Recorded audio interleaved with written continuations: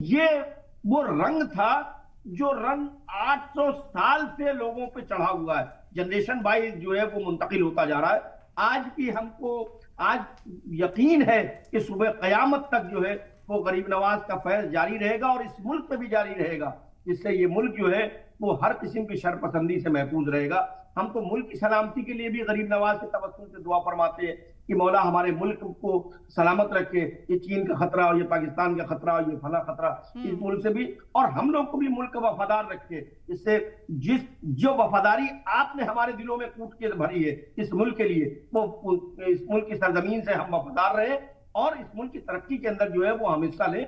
यही अज़्म जो है वो मुझे लगता है कि जो लाखों लोग यहाँ जमा होते हैं वो एक ही दुआ लेके आते हैं, मुल्क की बका, मुल्क की सलामती, मुल्क में अमन और सब खुशहाली के साथ और भाईचारे के साथ मुल्क में रहे।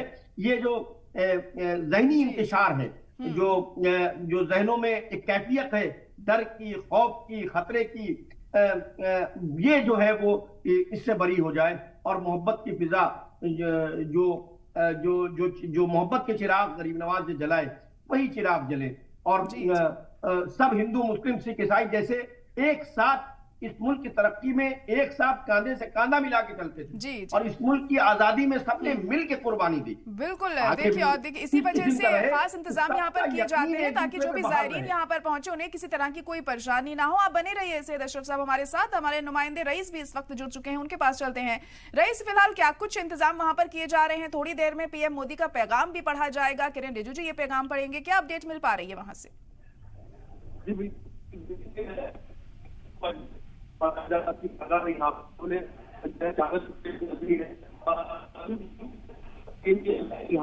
इंतजाम बड़े जो है यहाँ लगा हुआ है और तरीके से और जो 4 घंटे जगह के अंदर था, क्योंकि 4 घंटे से जो व्यवस्था यहाँ बनाई थी, तो ये यहाँ पर के अंदर जो है गया, जिससे जो है टोटल और एक मुफ्ती का दोषी से रहेंगे और अपना पैगाम के नाम से पैगाम वही पड़ेंगे।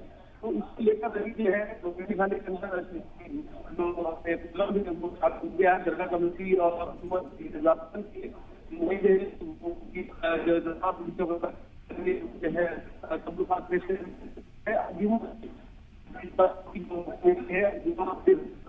तरह से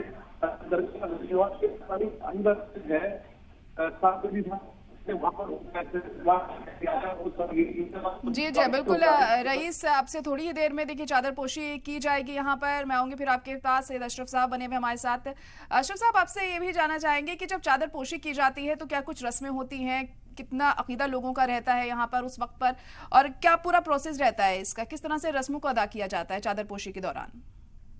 चादर पोशी जिस तरीके से मैंने बताया, ये बेसिकली अपने अकीदत के फूल पेश करना है। जब किसी सुल्तान की बारगाह में, जब किसी बड़े की बारगाह में, जब किसी को यानी कि हम इज्जत बख्शते हैं, जब किसी को हम इज्जत की निगाह से देखते हैं, जब उसका स्वागत करना माफी के साथ आपको रोकना चाहूंगे इस वक्त, किरण रिजिजू कुछ कह रहे हैं, सुन लेते हैं।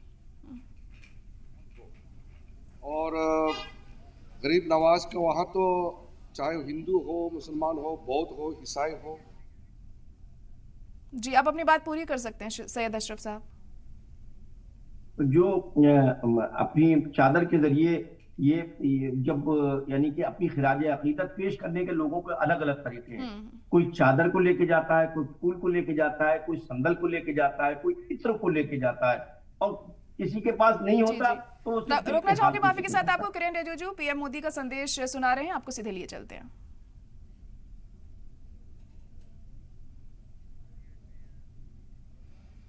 तब से कुछ ही देर में किरण रिजिजू अपनी बात रखेंगे।